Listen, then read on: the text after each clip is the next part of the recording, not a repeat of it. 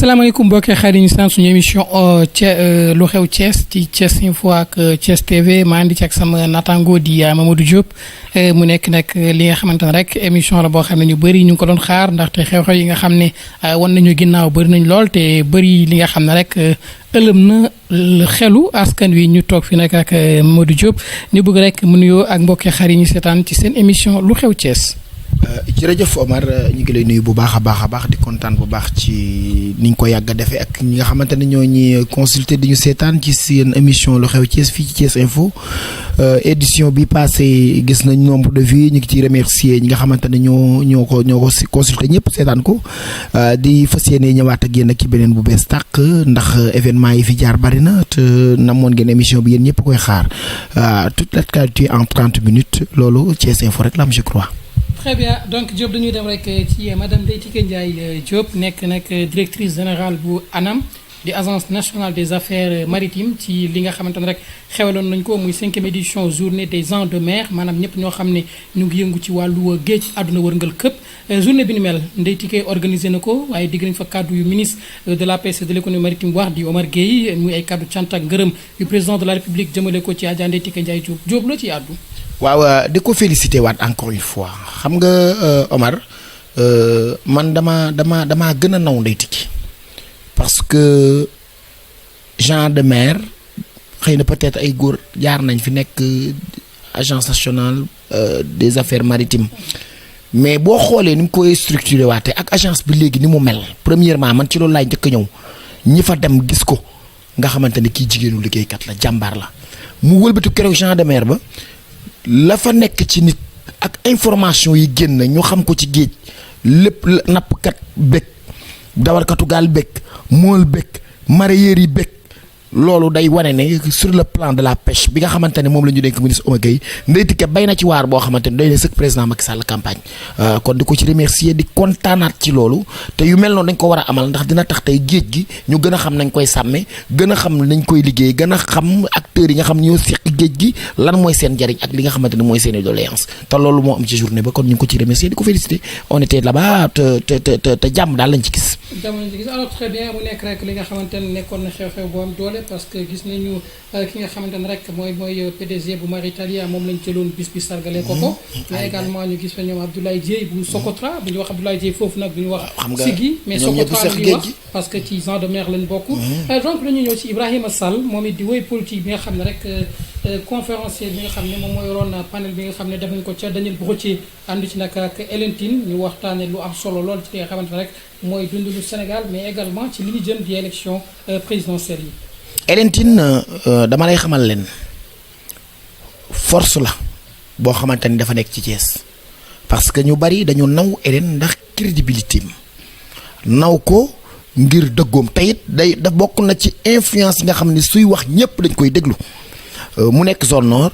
am lu mu tëyee ci communauté noonu bokk nag koñ ak ministre de la bonne gouvernance Ndeye Ramatoulaye Galaye Gueye Diop muy xëccoo bu metti ci zone nord doonoon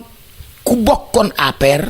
ba pare génnaat ci. alors Diop dañuy wax bu ñuy xool Hélène marqué woon na 12e législature bi ci ay dossiers yu doy waar muy Dangote muy AIBD muy li nga xam ne mooy les enseignants ak Abdoul Aziz Sy Al Amine yàlla yokk leeram. Hélène est-ce que tey li ñu gis nii 13e législature bi naka nga koy jàngatee boo koy méngale. maanaam dañ daan gis Hélène ak parlement yi ñoom ñëpp ñu jóg. songu askan wi maanaam songu presse yi di wax ci li nga xam ne mooy jafe-jafe askan wi. xam nga actuellement législative sori nañ ko dañoo dëgmal lu gën a garaaw muy présidentiel xëy na peut-être bokkoon na ca ñeent jàppale woon Macky ca bële ba mu gañ tey mu fas yéene opposé xëy na li nga xamante ne mooy stratégie yi muy jël ngir jéem a xool na muy duggee ca loola stratégie boppam la waxal gu ko waaye man xam naa li ma la mën a leeral daal mooy ku am point sur le plan communication la ku am point ci séeréer noonu la tey ñëpp dañ koy déglu. dégg nga très bien dañu ñëw ci ki nga xamante ne rek toujours mooy Adja Diallo bu Diop Sy moom def na lancement wu mouvement am ca CICES la fa nekkoon ci ay autorité bëri nañ lool autorité ku mel ni Diop Sy ci Thiès. waaw macha allah keroog bi mu koy def am na lu mu tombeel lu xaw a tax keroog ba ñu bari demuñu ca mais xam nga jëkkër borom këram dafa bari ñu mujj teraanga bari loo xam da koo def ci Sénégal am benn foo xam dafa foo féete ci waa kër Seydi Hadji Malick ba ñu yaakaar ne sax ci njabootu Seydi Hadji Malick la bokk ñu naan ko Diop si mu sëñ Alaaji Abdou boo ko fekkee Touba wan da nga yaakaar ni si la sant ci famille ba la bokk loolu lépp tax ba Adja bu wootee ñu bari xoole loola ñëw jot si tawit moom it mu joon jigéen ju baax man Adja fekk naa ko kër Diop si gàmmu gis naa ni nga xamante ne moom la jigéen ñu bari ànd ak moom ak ñi mu séq relation séq ñoom jàmm kon bu jógee lancé mouvement aussi tam dina bari ñoo xamante ne doonte doonu ñëwoon politique sax dina ñëw jàppale ko ngir loolu te it ni ñu gisee mbooloo mi ak mobilisation bi am franchement gaa ñi yóbbu luñ ko lu bari nag. Diop ab baignade show amoon na fii ci Thiès loolu nag bu ñu ko waxee rek xel yi day jaxasoo ndaxte Thiès amul géej waaye piscine Enowa Adiouza ñëw na yëngal ko ba mu yëngu. waaw Adiouza nag ku mën a way la mais ay clipam daf cee bari aspect bu vulgaire yu bari yuy faral di feeñ te sunu culture ak li nga xam mooy sunu diine du permettre loolu te soirée baignade yi ñuy indi li ciy xew buñ ci teelu te jóg dana indi musiba moo xamante ni kenn mën la ko wax nañu ko canaliser parce que ay lieu de fréquentation la ay lieu de rencontre mais man sorti daana am soirée. loolu sax man def naa ci ay constat parce que boo xoolee Jules Sagna surtout damay tudd établissement bi Jules Sagna da ngay chaque jour am na benn car Ndiaga Ndiaye bu fa taxaw ay xale sol ay col yu doy waar yéeg ci ñu naan ay sorti ay. léegi doom bu jigéen majeur wala mu nekk à l'âge de l'adolescence da ngay tiit parce que yow bu fekkee ne yaa ngi def sa kéem kàttan ngir yar ko yar bu rafet bu génnee ñu yàq ko ci mbedd mi mais daal xam naa ne établissement yi wala bu ñuy organiser ak parents yi war nañoo gën a vigilant ci di surveiller seen i doom yi fu ñuy dem ak li nga xamante ne moom la ñuy fekk parce que man soirée baignade boobu dégg naa xale ñu koy wax di waxtaan parce que ñun ñu ngi ci lycée yi da ngay dégg commentaire yi yenn saa yi nga toog sa bureau dégg commentaire xale yi soirée ba nii kiti naa sambata ñaa mais yu doy waar daal mi ngi ci am yoo xamante ni daal franchement war nañ ko seetaat bu baax. kilifa yi war nañ ci jël ay matukaay. Très bien dañu ñëw ci drapeau Mbaye Diouf bi nga xamante ne ñëpp gis nañu Sidi Diakhaté def ko mu boole ko ak Modou Khoule tamit moom it nekk promoteur àndoon ci ak moom drapeau Mbaye Diouf ñu gis docteur Papis Ndoye def ab consultation gratuite jëmale ko ci askan wi pour darajale ko Mbaye Diouf ndax li nga xam ne njëriñ na ko askanu Thiès. waaw xam nga Mbaye nag bu duggaasee sur le plan politique man li ma ko ci xaw a tiital tuuti rek mooy xëy na peut-être par rapport à son âge ak wér gi ndax may na ko mais lu ne def na ko Thiès te it dafa bari ñu mu ji teraanga bari ñu mu seqal teraanga bari ñoo loo xam ne def na ko Thiès à travers les mosquées xale yu bari tey jii bari na ci ñoo xam ne Mbaye Diouf leen génte de maa la wax lii ba muy nekk chemin de fer lu ne mu def ko doon nag koo xamante ni ku mënoon a sàmm relation la sur ci famille religieuse yi ak population bi def ci leen ak ci social bu duggaatee te it moom nee naa ko moom laa gis koo xamante ni ay militants yaa àndoon ak moom pendant plus de 30 ans ba tey ñu ngi ànd ak moom ba tey kon ku mel noonu bu fekkee ñëwaat na sur ci langue politique xëy na wéram ak âge am rek laa koy xalaatal mais bu dee am politique ku mën a def lu baax ku mën a jëf lu baax wax dëgg yàlla war nañ koo bàyyi xel bu baax ndax bari na lu mu mën ci population bi gis nañ ko mu ànd ak ñoom Adja Seyna bu maar ñoom ñëpp dara ko mais Sidi def na lu rafet parce que digganteem ak Mbaye Diouf kóllëre gu yàgg la Sidi boo dee xool Mbaye ko dugal ci politique ñoo àndandoo daan politique daan def lu ne tey bu ñëwaatee delloo ko kóllëre loolu ci dunduk Mbaye Diouf loolu ñëpp dañ koy rafetlu. alors très bien li nga xamante ne moom mooy les diplômés en santé communautaire ñoom ñu nga xam ne ëpp nañ 571 ci ay étudiants yi nga xam ne génn nañ tey nekk ci marché emploi ñenn ñi sax ñu ngi ci yenn établissement sanitaire yi di liggéey créé nañ ab association maanaam kuréel bu bees bi nga xamante ne rek dañoo ne dañ ci taxaw rek pour xeex seen ak seen yelleef mais également président Macky Sall ginnaaw rek jafe-jafe yi nga xam ne wàllu santé bi amoon na ko fii ginnaaw bi mu recevoir ñi nga xamante ne ñoo yor secteur bi ni mel ci syndicat gi ni mel créé nañu ab association bees boo xam ne jiital nañ ci bopp bi ki nga xamante ne daal ne li ñuy xaar ci moom mooy lépp loo xam ne nguur gi xaatim na ko mun koo jëfee. xam nga problème mu syndicalisme moo xam ci éducation la moo xam ci santé moo xam ci lu mu mën di doon loolu du mus a jóg Sénégal moom kay da ngay satisfaire rek. ëllëg ñuy kaasaat leneen yu satisfaire ba keroog xëy na ba ilaa yow mi diini mais santé nag dañ cee war a veiller parce que du loo xam ne war nañ ko paralyser pendant des jours wala des semaines lu ko may rek xoolal musiba yi mu jur. da ngay dem ba hôpital gis ko sonn doo gis ko la consulter man kon moo tax bu président taxawee jël ci matuwaay na ci gën a dëggal jox ci matuwaay te it nag buñ ko bëggee saafara nag dañ ko saafara ñi ngi saafara yoo xamante ni moo gën a santé ko gën a urgent te buñ ci négocier naxtaanante rek yàlla mën na ci def sutura wax dëgg yàlla. Bouba Diakhao yàlla na ko yàlla yërëm ñëpp xamoon nañ taxawaay mu nekkoon vedette international ci li nga xamante ne mooy wàllu football tey premier trophée bi nga xamante ne waa Diakhao jagleel nañ ko moom Bouba Diakhao parrain ba Habib Niang mouvement Soxali Thiès. waaw di ko nuyu bu baax man di ngi may informé keroog bi mu nekkee ci kiiwu Pascal doomam dafa def choc lañ ma informé moom Habib Niang ñu ñaan yàlla na yàlla saafara ko tam mu yem fa waaw di la xamal ni ku am ambition la. waaye fàttaliku nañ parce que Bouba Diakhao suma juumul léegi anniversaire am ñëw ndax bi ñu nekkee ci aj gi daaw ci la yàlla dogal mu génn àddina léegi anniversaire am war a ñëw kon bu ñëwaatee ñu delloo ko njukkal tey it ku mënoon a football la man ci moom laa gisee ku njëkk a taxaw ci bal nii taxaw ci bal ak dàllu crampon daal ci photo muy photo bu yàgg boo xamante ne boo demee ci biir salon ñi ngi ko fa teg mu doon benn figure emblématique bu nekkoon Thiès itam am koo xamante ne c'était une grande personnalité bu dëkk Diakhao kon duñu mën lu dul rafetlu ko rek ci li nga xam ne mooy njukkal loo xam ne ASC Diakhao def nañ ko waaye Diakhao nag dégg naa dañoo mën a xoon ak Babacar Pascal Dione nekk grand commis de l'État jël na retraite ginnaaw bu defee juróom-ñetti at ci bopp impôt et domaine bu Thiès nekkoon fi receveur nekk le gardien des titres de propriété def na ab passation de service ak ki nga xamante rek mooy JBC moom it moo ko wutu ci li nga xamante rek mooy bopp impôt et domaine bu région wu Thiès tey li nga xamante ne moo doon cérémonie passation ba gouverneur Amadou Sy ak préfet Fodé Fall ak rek ñi nga xamante ne mooy autorités yi ulama yi ak rek ñi nga xamante ne ñëpp gis nañ ay acteurs développement lañ teewoon nañ fa Diop yaa ngi fa woon. waaw ñu ngi fa woon saal ba tàng na keroog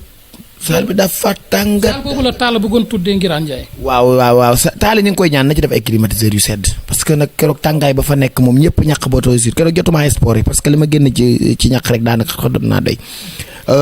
passation de service su Pascal xam nga du mën a yem parce que ñi nga xamante ne ñoom la jën teraanga séqalanteeg ñoom ñëpp ku ci ne da ngay bëgg a ñëw. ñun def ko ci anam yoo xamante ne mais lenn rek moo fa indi problème parce que waa réew mi dañoo gën dem ñibbi ndax comportement. passation de service amul ay coloration politique quand même. coloration politique parce que coloration politique ba la ko indi Pape Diop ki nga xamante ne mooy Alioune Sow ak Yankoba Diattara dañu ñëw toog mais amul wax bu déplacé boo xam ne màgg daan keroog waroon na ko wax màgg sama xarit la. sama mbokk communicateur la artiste la mais ni mu comporté woo keroog man rafetlu wu ma ko parce que ñee bu ñu ñëwee ñëwuñu pour des colorations politiques dañu ñëw pour assister en tant que waaw chef de service buy quitté kon waruñu fa yëkkati loo xam ni day tax ñooñu di war a gedd loolu foofu erreur la boo xam ne màgg daan ku xam. organisation bi am jafe-jafe. organisation bi amul jafe-jafe mais xëy na déplacement ak màgg daan moo tax loolu am te loolu ab Pascal daf koo naqarlu. ku xam Pascal xam ne nitu jàmm la ku xam Pascal xam ne nit yëpp la seqal jàmm. mais tey bu ñu waxul wàllu service xam nga tey Pascal moom mooy le premier conseiller technique des maires yi nga xamante ne ñoo nekk ci Thiès. parce que moom mooy le receveur des impôts et domaines di gardien des titres et propriétés donc tamit nekk le chef de centre donc à partir de là cérémonie bi ni mel bu amee c'est une cérémonie officielle. parce que passation de service lañ wax donc amul état amul parti bi amul parti bee donc loolu bu fa amee day nekk maanaam ay jafe-jafe yoo xamante ne xëy na peut-être màgg daan aussi xërëm moo ko ci dugal wala. waaw xërëm bën na ko ci dugal mais daal en tout cas daal comportement boobu daal c'est mal désiré kenn souhaité ko kenn bëggu ko di remercier waat di féliciter waat gouverneur parce que malgré tout fexe na ci compétence am ba gérer lépp jaar ci yoon di remercier nag Babacar Pascal parce que ñun keroog ku ci ne rek jox na la sa cër di ko féliciter di ko ñaanal waaye xam nga lan moo jaaxal nit ñi koo ne Pascal day retraité mun la déedéet. parce que kenn jox ko âge am koo ne Pascal am na 60 ans taxarkaala du la gëm di ñaanal jibisi mi nga xamante ni moom moo dugg si moom itam yàlla na ko fa dalal jàmm te ñu xamal ko ni ñëw na dëkk boo xamante ne mooy Thiès tabarkalla macha allah ay Thiès waaye fi ne te it moom il est bien réputé koo wax jëw bu rafet la ñu wax ci moom Kaolack tamit man li dalal sama xel bi mu ñëw communicateur yi géwélu Kaolack yëpp dañu àndandoog moom di ko wax lu baax te man ku fi géwél yi bàyyiwul rek man dama lay naw te moom géwél yi ànd nañoo ak moom loolu man ça me fait bon signe que ni moom miy dugg si nit ku baax la. ci Chérif Diagne nekkoon fi ki nga xam ne moo yore ARD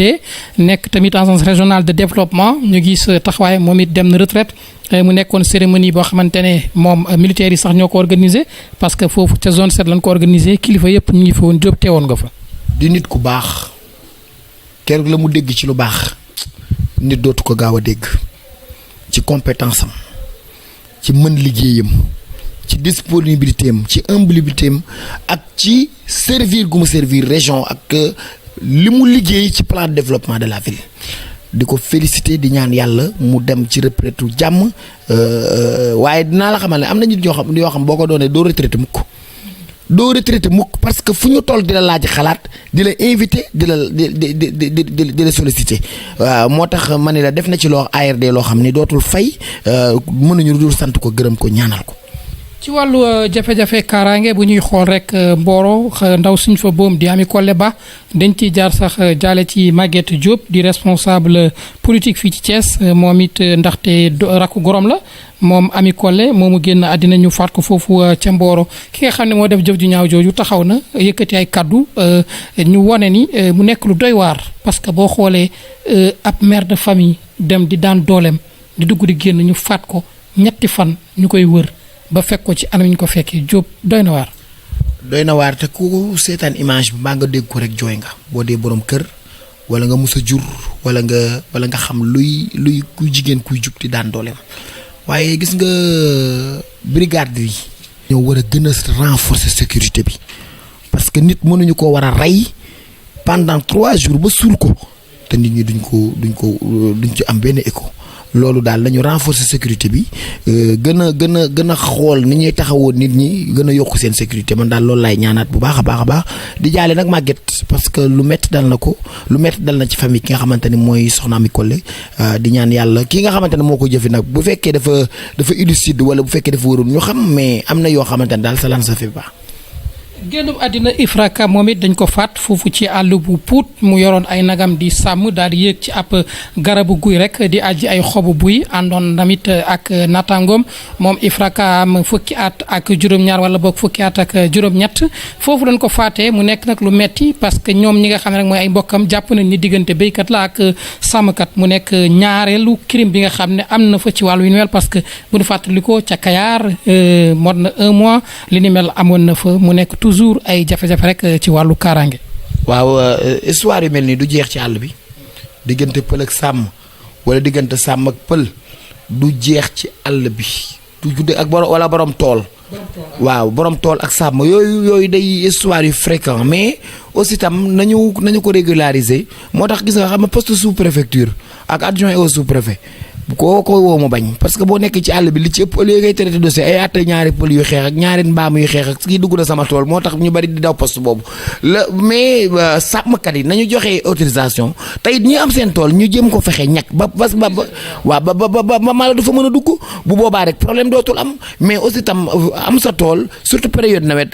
jur gi ñëw yàq ko loolu aussi tam baaxul ci autosuffisance alimentaire bi ñu bëgg a wax parce que bu fekkee li ngay bëgg a bu fekkoon ni tey xëy na ñu am benn année boo xamante ne amul benn tool bu nag yàq wala bay yàq li ñuy am ci production dina gën a yokk. El Hadji Mor Gueye di président bu groupe Sopp Nabi Sénégal yëkkati woon ay tànk ak délégation boo am solo dem ca Kër Madaro seet yi ki nga xam ne mooy Serigne Astako Mbacké ibnu Serigne Mourtala Mbacké ibnu Cheikhul Khadim moom Serigne Astako Mbacké mu teeru ko nag tatagal ko teral ko El Hadji Mor Gueye di promoteur immobilier de la région de Thiès. xam nga Mor Gueye lii mu def dafa originalité bu mel ni man keroog maa ngi koy soog a gis mais démb li mu def dafa rëy nga xam ni plus de 30 voitures topp ko ay personnalité gisoo ci benn mbuucaambuuj gisoo ci ku ñu jënd gisoo ci ku ñu ger ñëpp ànd bokk benn bëgg-bëgg muy bëgg Seydina Muhammad mu jiite loolu créé structure groupe Sopp Nabi ñu àndandoo di def ay visite ci chef religieux yi mais Mor mii ku yeboon bàyyi ko xel man maa la wax lii. gis nga lii dina dem foo xam ni ku bëgg ci dëkk bi dara di nga wax ak Mor Gueye maa la wax lii. Mor Gueye li mu dajale sax dafa yéeme parce que boo xoolee surtout Cheikh Omar surtout Serigne Touba surtout El Hadji Malick surtout Maam Bu Ndiassane ñëpp ba pare kilifa yooyu yëpp xam nga dégg nga kàddu yi nga xam ne sëñ Sidi Makhtar Kounda yëkkati ak Idrissa Gueye wax fa kàddu yu rafet bi ñu demee kër Cheikh Ahmed Tidiane Seck Thiénaba xalif général bi nga xamante ne moo nekk Thiénaba di mag mu baax di mag mu oyof di mag moo xam ni tabarkàlla boo ko gisee dañuy tekk bëggul kenn mere ko ak waa kër sunu maam El Hadj Ahmad Baro Njëgeen ñu fekk fa Serigne As Baro imam ak Serigne Khalifa Njëgeen di doomu Serigne Muniru ñu def accueil bu doy waar boo xam ni man daal Mor daal damay ñaanal Mor yàlla ko yàlla fal cat. démb sax dafa meloon ni El Hadj Ahmad Njëgeen ci boppam moo ko teeru. waaw muy lu daw yaram gis nga bi ñu nekkee ci salle bi photo bi ak di waxtaan yeeg jëfa judd yépp ñu wax ko franchement daal groupe Sope Naby Guèye daal ku yeboon ñëw bokk ci. et puis délégation boo am solo def caravane ay maire bokk ci ay juriste bokk ci. keroog gis naa koo xamante ni man rarement laa ko daan gis muy Ablaye Ñing mu ànd ak Mor Gueye Ablaye ku ne xam ne ay déplacement am bariwul day toog fi mu toog def mais li ko taxal mu jël ku mel ni genre personne yooyu jóg sëñ Lam Tooro ñoom ñëpp jóg bokk ci caravane nga xam ne lii daal du neen lu dëggu la te lu am avenir la boo xam ni sur le plan international la jëm man maa la wax lii. surtout que discours bi sax fi ñu ko accès ñoom président El Hadj Mor moom en tant que promoteur immobilier gis nga li kàddu Baye Cheikh Tidiane wax ne ko njub ci la lépp di am. sa bëgg yonent bi Muhammad sallallahu alayhi wa sallam da nga ko wane ci lu bëri sa liggéey bi ngay liggéey ñëpp xam nañ ni da nga ko teg ci yoon gis nga bi mu ñëwee ci saalu El Hadj Ahmad Ndiéguène ba. musuma gis ko Mor Gueye jaay kër mu am problème ba dem tribunal musuma koo gis musuma gis ku Mor ne may naa la terrain te joxu la kayit bari na ñu naan la may naa la terrain doo gis kayit doo gis dara. wala jox la kayit nga dem ñu la kayit ga baaxul. ñu la kayit ga baaxul mais Mor bu la mayee kër demal tabaxi.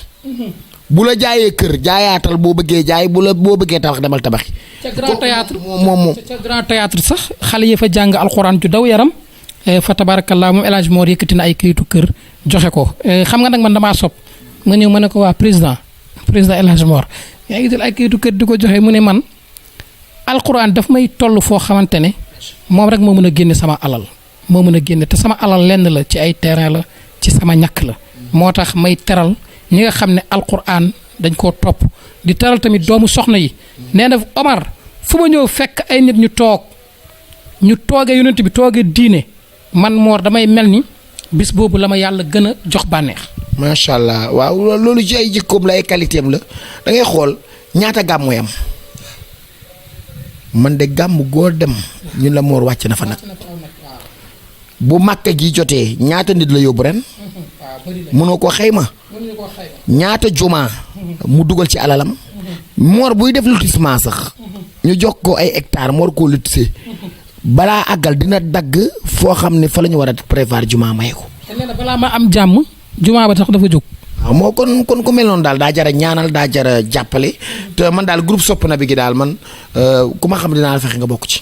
très bien alaaji sëñ Baye Cheikh Tidiane nee na ñëpp a ngi ci biir ba ci ñëpp kilifa diine yëpp a ngi ci biir groupe Sope Naby Sénégal nee na ba ci président de la république ak opposition bi Baye Cheikh nee na parce que yonent moom képp ku ko tudd rek ñëpp ñu ngi ci biir kon dañuy ñëw rek ci génnu àddina Lat Joor Ngoone Latyr Diop léeg-léeg ma dégg nga yëkkati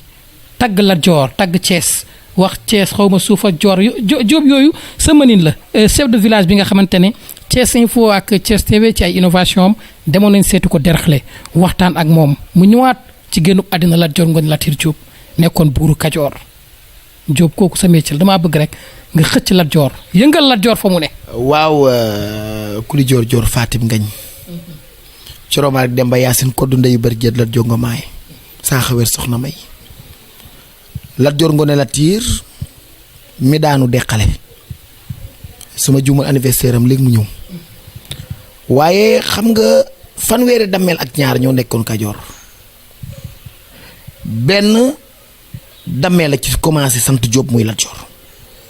mais fanweeri dammeel yi jiitu yëpp ku ci ñëw faal nga sant Lat Joor yaayam moo bu doon góor mooy doon dammeel Ngoone Latyr Fall mooy yaay mooy yaayam waaye Lat Joor bi mu tolloo ci digg ndawam ndijaayam yi nga xamante ne ñoo doonoon ay dammel daanaka jeex nañ ci la jël li nga xamante ne mooy relève ba forcé wu samp dammel ni ñëpp sant Diop moo tax mooy première dammel bi sant Diop léegi loolu dem ba diggante Kajoor fi mu jaar ak tubaab bi wër ak moom nga ngi ak moom waxi doom sunu maam yi tàkk pënd bu wëri mu ñëw ba pour ci diggante mango jeeg mandi naan leen fi la Kajoor yem ba ni mu daanoo deqale dama di faral di wax ni la Thiès day dëkku day xam nga Kajoor li muy tekki suuf si moo tudd joor moo tax ñu tuddee ko Kajoor dama di faral ne Kajoor nag ku amul jom mënoo fee dëkk Lat Joor moo tuddoon buur bi suuf si suufas joor la Lat Joor taawam maa joor la tudd boo ko dee bàkk kor joor ak joor lañ koy wax kon moo tax man la ko amul jom rek mënoo fee dëkk kon bu ñu gëstuwaat histoire yooyu dafay baax mais am na loo xam ne doo ko mën a wax tey ci média muy jàll parce que histoire Lat Joor ak deewu Lat Joor fi ñu ko suul fi ñu ko denc yooyu ça relève beneen débat bu doy waar boo xamante ne dafay xaw a compliqué te du lépp lu ñu mën a wax ci média tax damay ba ñu jël si ma waaye daal xam naa ni histoire bu riche ngi ci waaw xale yi war nañuy dem xale yu bari xam ñu deqale dañuy dégg deqale rek deqalee ngi fii booy jëm ci Mbàkke Kajoor côté kër Gànn gi nga xam ne fa la sëñ Sidi Muxtaar daan dem da ngay romb deqale mais war na xam sa visite yi ñuy def ñu naan nañu dem fi nga xamante mooy monument de la Renaissance nangam yooyu yëpp c'est bien mais am na yeneen site yoo xam ne war nañu yóbbu xale yi ñu koy xam. tubaab bi dañoo enterré suñu culture ak suñu histoire. c'est le problème yow fi mu toll nii Maba Jaxu mi ci rëpp mais boo demee Nioro da ngay gis fort genre bâtiment yooyu nga xam fa lañ daan taxaw di xeex ak tubaab bi da nga koy gis nii mais yooyu ay site la yoo xam ne c'est très intéressant war nañ ko mën a def booy dugg Tiwaawan kàmb yooyu suulu noonu mel ni ay buux histoire loolu war nañ koo xamal xale yi ay xur yooyu lu ko fa indi yooyu yëpp c'est très intéressant mais malheureusement daal waaw malheureusement. Diop nag communicateur def ngeen émission bu doy waar loo xam ne bëri na coow ñuy wax la ngeen dafa wax Diop ba tax dëkk bi mbambali Diop lan la. waaw jërëjëf Omar xam nga communicateur yi sax yëpp dajewuñu woon keroog man maa ngi fa woon nuit de l'émergence bii ñu jógee xam nga keroog ñun communicateurs yi sax man laay wax suñu bopp ñëpp dañoo def erreur dañu centré ci benn action mooy bi ñu paree ku ci ne jot nga teraanga moo tax ba ñuy gërëm teraanga jooju nabu mi nga xam ne moo joxe ordre à ce que nañu defal ni ñu centré ko ngërëm gi mais nuit de l'émergence bi chaîne moo tax mu am réussite du nabu rek jigéen ñi ci APR yëpp département comme commune ku ci ne da nga cee jàpp. wala jigéenu Benno Bokk Yaakaar. jigéenu Benno Bokk Yaakaar yëpp dañ cee jàpp ba tax réussite boobu ñu mën koo am ku ci ne wàll wan la jox bay nga ci sa waar mais bu fekkoon daa am boo xoolee li gënoon a jafe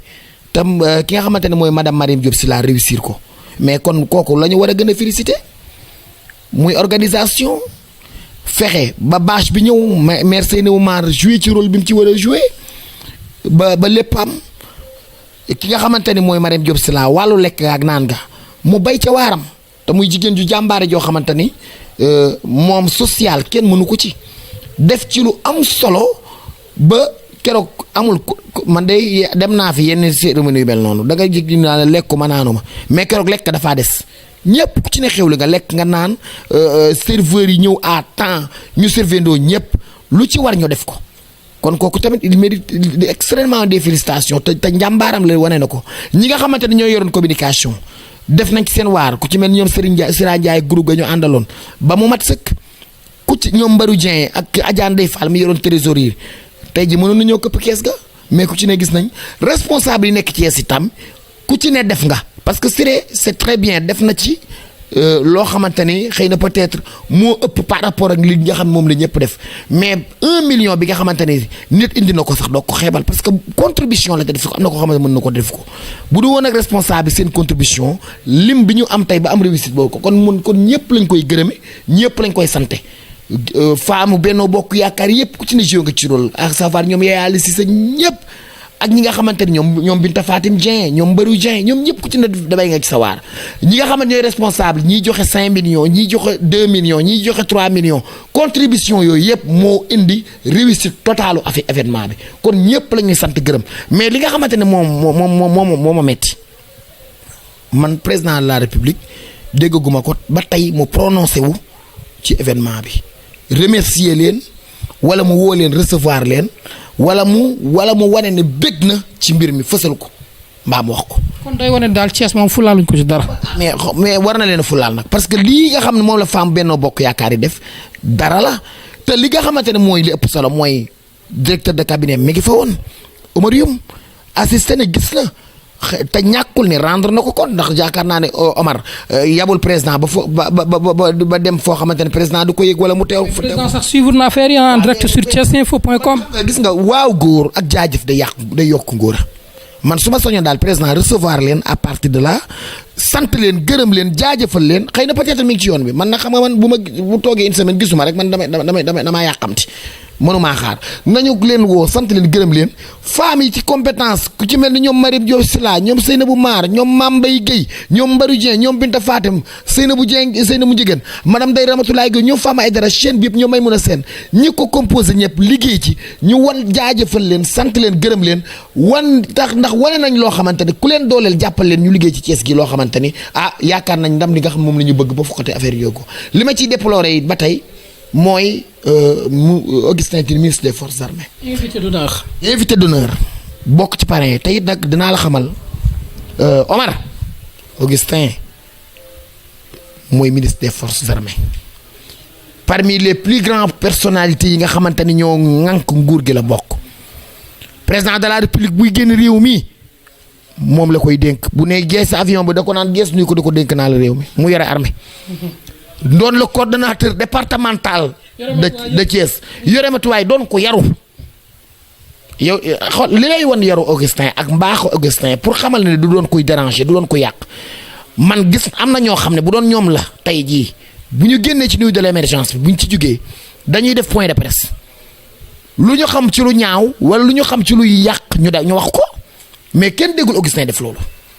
mer ma xëy na ña ko fekke wala li ko naqari ci moom la yem waaye kenn déggul mu def déclaration bu ñaaw hôtesse aussi tam xëy na peut-être joué seen rôle ci benn côté parce que table bu Augustin war a toog ak délégation maire yi Augustin du toog ci biir maire yi amuñu fu ñu toog ñu génn dem ñibbi mu toog foofu benn conseil te muy coordonné départemental il a raison man je ne suis pas là pour défendre Augustin wala lii mais boo gisee dëgg da nga koy wax. ku ne xam na nag relation yi ma yeewu woon ma doon le communicateur de l'APR Augustin doon nit ku baax mais keroog li nga xam ne moom moo ko fa arrivé kenn souhaité wu ko dañ koo war di prévoir xam ni moom mooy le coordonnateur départemental kuy dugg dëkk moom ngay jaar te président am nag fu mu ko teg mu doon koo xamante ne ku sérieux la président wóolu ko muy koo xamante ne booy wut koo xamante ne ku teye ku dal kon kooku warul ñu woon a am lenn loo xamante dina tax soirée ba keroog muy gën di dem di ñibbi nañ ko dañuy jël yu mel nii bu amatee nañuy jël matuwaay ci mat sëkk ba bu ñëwee li nga xamante ne mooy maqaam ak gëddaam ñu jox ko ba mat sëkk. Ndeye Ramatoulaye Guèye Diop nekk ministre de la bonne gouvernance et de la protection de l'enfance ginnaaw sargal ba ko njabootam famiyam sargal ca Thiali mu wootee fa woo fa responsable yëpp Augustin Tine teewoon na fa ak ñoom Seynabou Ndiéguène ñoom Diakhou Ndiaye ñoom Mariam Diop Sylla autorité maanaam responsable APR yëpp a ngi fa woon Diop naka nga gisee maanaam sargal bi. waaw Ndeye Rama bés bu wootee nga xam ne Sénégal nag am nañu kan gis nga. moom wax na ko sax ci communication moom wooteegul ay famille ñoo woote ngir sargal président mais man keroog Ndeye Rama sax daf maa xaw surprendre parce que man boo xoolee elle a l'air muette mais c'est une grande dame politicienne ku mën a wax la. mais elle fait partie des lu leer laa la wax dafa man discours bu doy waar la discours boog bi ñu ko interviewé dégg ngeen li mu waxal teg yéen ku mën politique la tey ku jar a bàyyi xel la. man de maa ngi koy encouragé bu baax a baax di ko félicité gannaaw tey it nee na ma carrément Mamadou man ko mu ne ma wooteegu ma te bis bu ma wootee ak ba ma ñëw en force di ngeen xam ne ñëw naa en force di félicité tamit chef de cabinet bi ko doon jàppale ci coordination di Fama Aïdara man daal ni ma gisee Ndeye ak ni mu dugg see ci politique man daal sama xel dal na ci bu baax mais di remercier aussi tam waa mouvement COFEM. ñoom Seynabou Dieng parce que gis nañu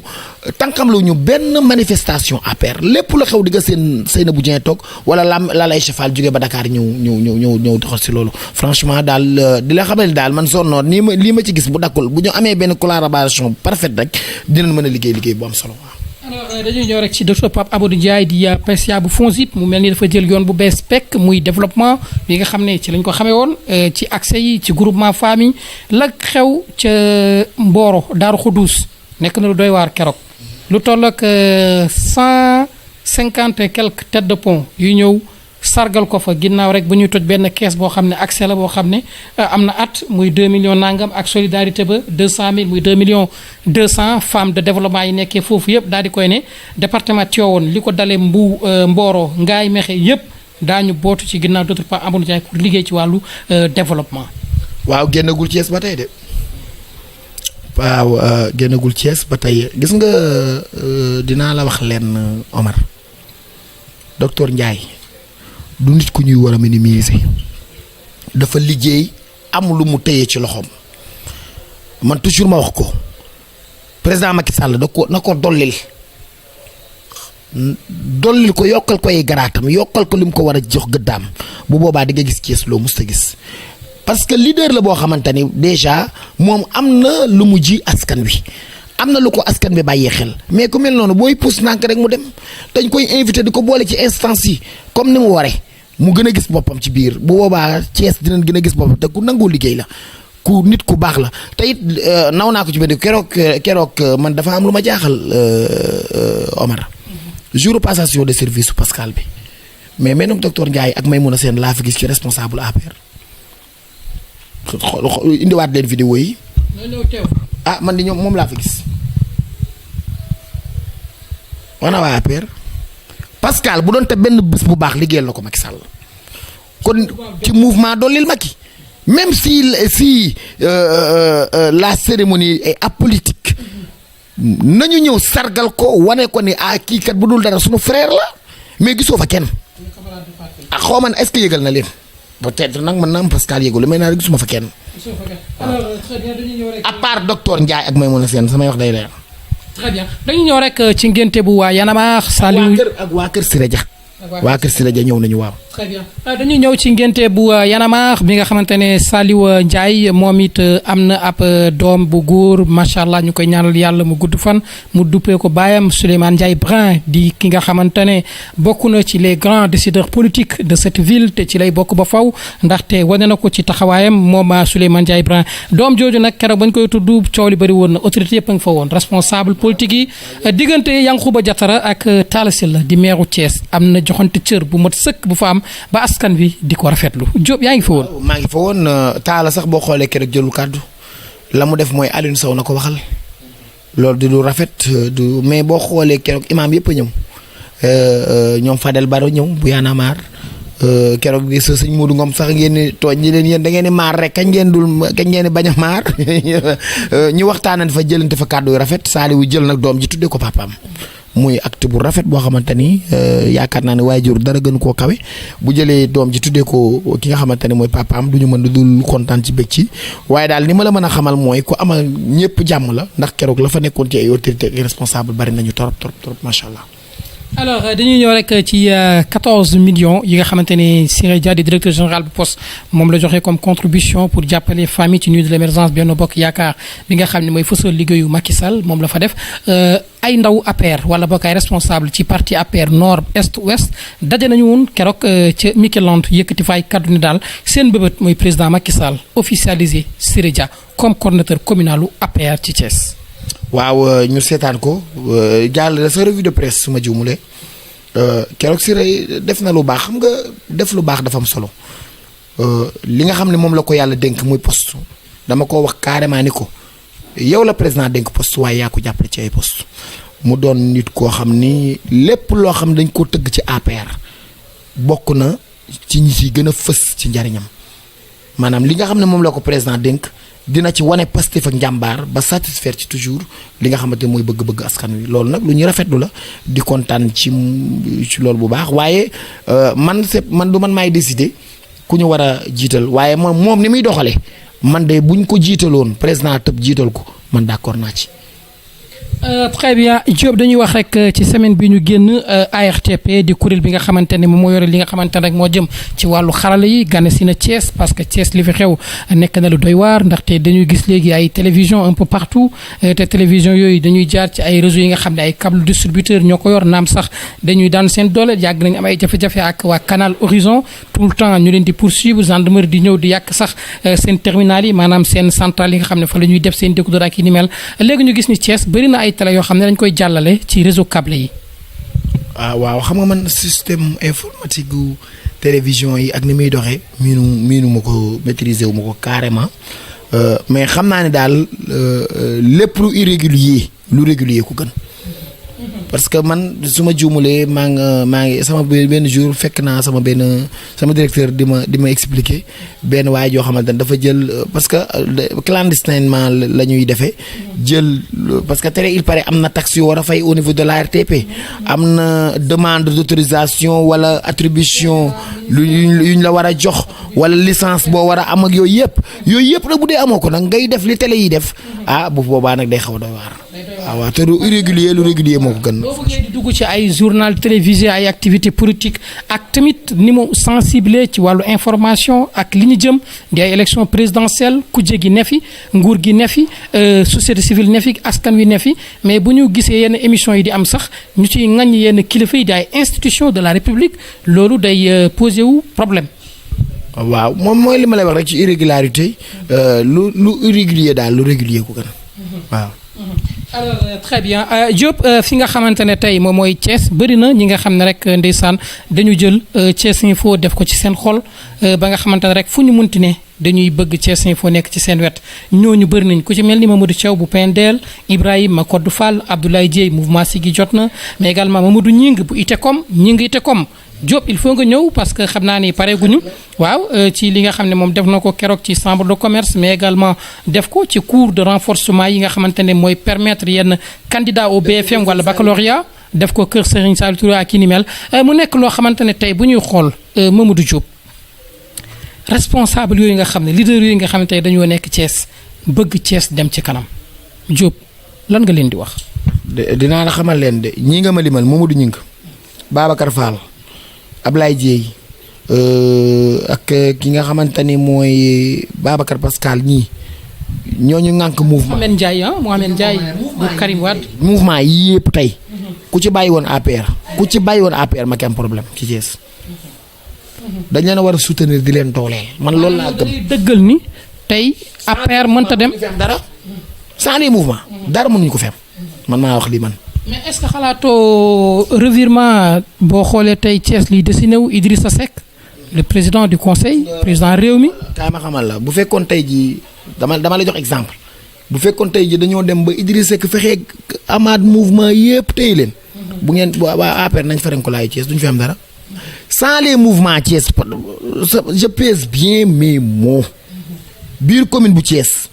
mouvement yi ci liggéey lu am solo. responsable yi nekk APR ñu ngi liggéey c'est bien mais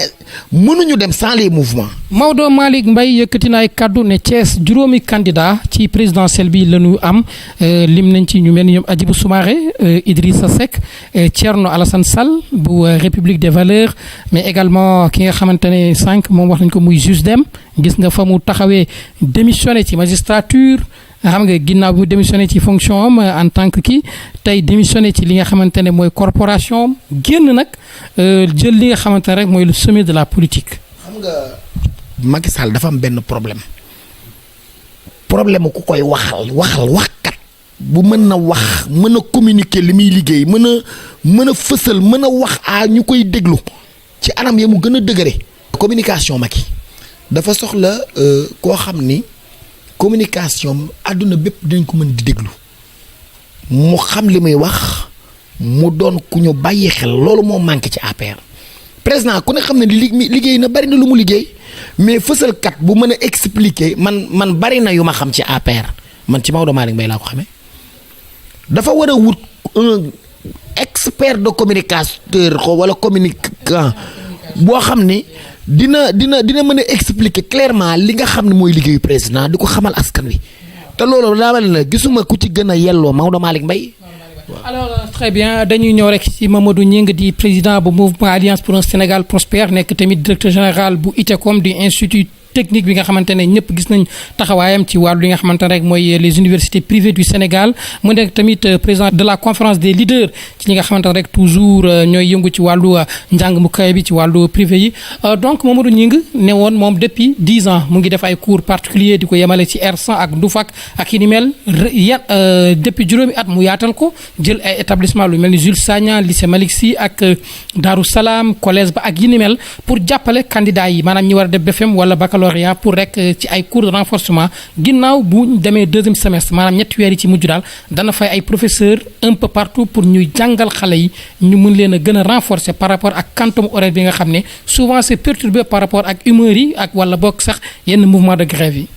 waaw keroog bi nga xam ne ñu ngi def collecture bi fii ci conseil départemental maa ngi fa woon élèves yi mu indi leen un éminent professeur là je crois. professeur Djibi Diakhaté mu ñëw def fa conférence bu rëy ci philosophie ak yu bari mu laal ci domaine bu nekk xale yi kontaan lool nag élèves yi kontaan loolu dafa am solo parce que boo xoolee année bi dafa bari grève élèves yu bari tey raté nañu cours yu bari manqué nañ leen mais boo seetloo li nga xamante ni moom la jëfal ko askan wi ñun dañuy ñaan képp koo xam ne yàlla doole na lu mel noonu nga loolu ko nga kii ko waaye coow lu bari nag am na ci bac bi parce que président jury bi nekkoon lycée technique sévérité am ak yenn élèves yi mu accusé tricherie te ñu bari nee nañ élèves yooyu triche bi ñu organisé du am loolu naqari na ma trop waaw parce que ki tardé nga ñëw dàq ko wala ki nga xamante ni da nga ñëw xool fooy comparé ni écriture yi bokkul tax nga dàq mais loolu rafetul waaw bañuñu rigueur bañuñu vigilance bañuñu surveillance bu mat mais di pénaliser élèves comme ça noonu te fekk na la nga koy jiñ du ci dara yooyu rafetu ko dara te xawma un certain Diouf la mais toj na lycée technique toj na bac ba très bien Diop bu ñuy wax rek sànq wax nañ ko muy Mamadou Gningue ITECOM demoon na Jules Sagna tamit ginnaaw bu ñu jógee conseil départemental demoon na Jules Sagna ci clôture yi mais def na tamit li nga xam ne mooy assemblée générale mouvement des femmes de l'Alliance pour un Sénégal prospère. kenn xajul chambre de commerce nee naa ko fi nga ko defee daa xat keroog chambre de commerce dafa fees ba nit amul foo teg sa tànk loolu day wane ni xam nga jigéen ñi ku leen tàggaleeg yenn structures yi lable xaalis ba intérêt dootu leen sonal nga fexe ba seen sutura dootul xaweeku ci ku la war a lebal xaalis ñëw di xool sa néeg nu mu mel ngir boo amul lu mu loo faye mu saisir la nga fexe ba tey jigéen ñu bari di liggéey di gañe di am lu ñuy suturloo ak seen njaboot nga wëlbati ko jàppale leen seen njàngi doom jàppale leen seen examen ci ngir seeni doom mais loolu mënoo fexe ba boo wootee jigéen ñëpp duñ ñëw ànd ak yow looloo dal Gningue moo tax keroog assemblée générale ba femmes yi organisé ko ñoom femmes yi sax ñoo organisé ba pare soog a woo Gningue mu ñëw waaye moom bi mu ñëwee sax émission da ko jàpp parce que yaakaarul woon ni affaire dimension événement bi dina toll woon maa ngi fa woon mais y avait du monde te ay jigéen ñoo xam ne ku ci ne yaa nga ak sa pochette boo ko ubbee nag sa carte électeur nga fa da ngay wote. donc voilà Thiès Info directeur général bi di Marseille Latir di administrateur site bi taxaw na yëkkati ay kaddu xam leen ni daal Thiès Info du verser dans l'illégalité li ni mel Diop loo ci àddu. waaw comme ni ma la ko waxee rek lu irrégulier daal lu régulier ko gën waaw maytu rek waaw macha allah jubal daal loo jëndee dëng jënd jubateeku loo jëndee dëng juba ko gën waaw nañu yàlla saxal ci njub looy am na légal daal looy am na barkeel loolu sax mooy tax mu barkeel waaw ñu koy ñaanal site bi bu baax yàlla yàgg def parce que bokk na site yi fi njëkk te en même temps Thiès waaye xam nañ ko àdduna bi diaspora bi professionnalisme bi ak modestie bi ak direct bi surtout ak direct bi man bu ko waxee tey ma ne ko waaye directeur du ma yaar si ngeen baal direct baa ngi toj Sénégal tabarkàlla waaw franchement xam naa dañuy xanaa xamu ne keroog directam bi man am na kilifa gu ma woo nee na ma à partir de l'avion bi ñuy soog a atterrir ci la ko commencé xool di xam lan moo am ci nuit de l'émergence bi ba keroog mu yegg si xam naa ne loolu moom lu bees tàq la boobu xamoo ko woon. xamoo ko woon voilà Diop am nañ toujours ay suñu am di jàmm suñuy xarit ñi nga xamante ni dañu fidèle Thiès Info ak Thiès TV ñoom sax ñooñu ñaax sax ba ñu ñëwaat fàtte naa wax tamit immigré yi ñoom it yëkkati nañ ay kaddu wax ci jafe-jafe ak li ni mel mais Moustapha Mbaye xam naa daañu ci ñëwaat. donc mais Lamine Diallo mi ngi laaj kii yam bi de mi ngi laaj corbillard bi. Lamine waa ndeysaan. waaw nee na ñoom daal di nga laaj seen corbillard bi. xam naa ne waa Coly ak Cheikh Coly. waaw Cheikh. ak sama ñaari doléance yi. xam naa loo ko fàtte. waaye loolu sama diggante ak moom la. léegi daal ak corbillard bi daal na ko kii mu gaaw. waaw alors très bien Diop am di jàmm yi ak soppe yi. waaw di santaat di gërëmaat ñëpp di ñaanalaat ñëpp jàmm yàlla defal ñu jàmm mais Omar xam nga vacances yi nag ñëw na. nañu ñaaxaat xale yi parce que fii du courant yu bari day dagg. stagnade yaa ngi fii di nga xamante ne mooy siburu bi tamit day bari ci jamono yu mel nii daal ñi nga xamante ne ñoo ŋànk santé bi ak prévention bi ñu bay ci seen waar te heure bii nag jamonoy sortie yi commencé ti na ñu ñaax xale yaa ngi sorti plage autorisée yi xam nga bañ a am ay plage yoo xam ne waaw ay maîtres nageurs ak ni mel. man daal sorti daal daa wóorut sorti rek. sant yàlla donc dañ ciy jaar rek yooyu mënoo nuyu mboolem ñi nga xam ne rek c'est des fidèles lecteurs internautes de Thiès Info ak Thiès TV à travers le monde entier dañ ciy dem rek ci ñoom Awa Diallo ca Paris Adja Fatloum mais également madame Dia Adji Diatta ñoom ñëpp ñu ngi à l'étranger. di ko nuyu bu baax parce que ñu bari rek may laaj Adji mu nekk aux États-Unis di ñaan yàlla delloosi ko jaar Adji nag Sénégal nam nañ ko. ak Mbaye aussi yore épicerie ci booru résidence Lat Dior nekkoon immigré ñibbi si ñëw investir fii mais également ñoom Mame Anta Camara nekk foofu ca Italie ñoom it vraiment saxoo Thiès Info mais également honorable député Mame Diarra Fam moom it ñu ngi koy nuyu moom it mu nekk diaspora bi def liggéey bu am solo ak parlementaires yi donc li ni mel toujours rek ñoom Assane Diop moom it di web développeur nekk fii à Thiès vraiment nekk koo xamante ne. am na loo xamante ne waa course épique ñi ma koy reproché nee na yéen ñun Thiès Info du ñu wax mukk ci mbiru course fas. course fas ñoom dañoo tëj mbir mi boo ñëwee dañ lay jéem a wan ni nekkoo ci liste beeg doo dugg ak entrée bi day metti mais bii pas def nañ ci différence parce que demoon nañ fa ak lu xew Thiès àndi ci ak Fat Bintou mu def émission bu am solo ci tribune bi génn sax def benn reportage bu graaw kon nañu muñ rek Thiès Info mu ngi yaatal parce que équipe bi léegi commencé nañ ko multiplier. mag amoon na ci dimanche bi Papis Niang ñoom ñoo jël ñaari première ak deuxième bi yëpp waa kër Iba Baaw ñoom ñoo ko gagné ñoom fafu di leen nuyu bu baax di nuyu Adja Cuuc. dañuy xool Mara Mbaye rek bu ko defee moom. maanaam benn jour moom dinañ ko invité parce que ku xam course la. waaw ku xam fas yi la. effectivement donc mu ngi noonu rek ginnaaw sargal rek mbooleem ñi nga xam ne mooy foyer religieux yi nekk fii ci biir Thiès mais ak ci biir Sénégal aussi sargal tamit di béggee di ñaanal yàlla aussi ñi nga xamante ne rek ñëpp gis nañ ñoo nekk ci métier bi di ci jubal ñu nekk nag nit ñoo xam ne dëgg la sax dañ leen di reprocher ci yenn yi amuñu nii amuñu laa waaye nag yàlla moom lépp loo nekk rek teg ko ci yoon yàlla dina la ci fekki si li ni mel dañ koy yóbbante mbooleem techniciens yi ak rek les hommes de médias ñi nga xam ne tey ñoo ñu accompagner ci liggéey bi Thiès Info ci nga xam ne mooy rédaction bi ba ci administration ba ci techniciens yi caméraman yi ñoom ñëpp dañ leen di gën a sargal di leen ñaax rek liggéey bi day doog a door parce que fu ñu toll nii man dama leen di wax bis bu nekk rek liggéey bi day gën a bees day gën a door donc dañ ci nuyu baax sargal suñu caméraman muy Adama Ndiaye di suñu caméraman ànd ak ñun mais également monteur yi nga xam ne ñoo fa nekk muy ñoom Benga muy ñoom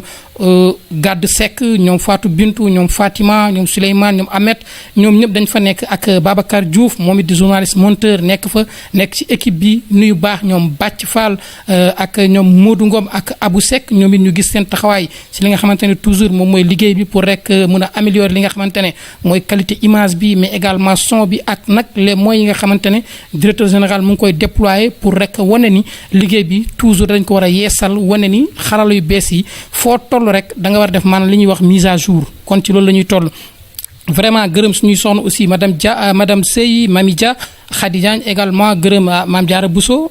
Seck vraiment di madame Sarr mais également Anta gërëm baax ñoom day Khady ñoom Awa ñoom ñëpp ñu ngi leen di nuyu vraiment nuyu waa HLM route de Dakar bi nga xamante ne rek foofu la nekk mais également ak équipe bu web rajo Sénégal. xanaa di tëjee cérémonie bu mag bi nga xamante ni Tafsir Abdourahmane Gaye def na ko fële ca Tasset muy ouverture complexe islamique Khalifa Ababacar Gaye bi nga xamante ni def na ko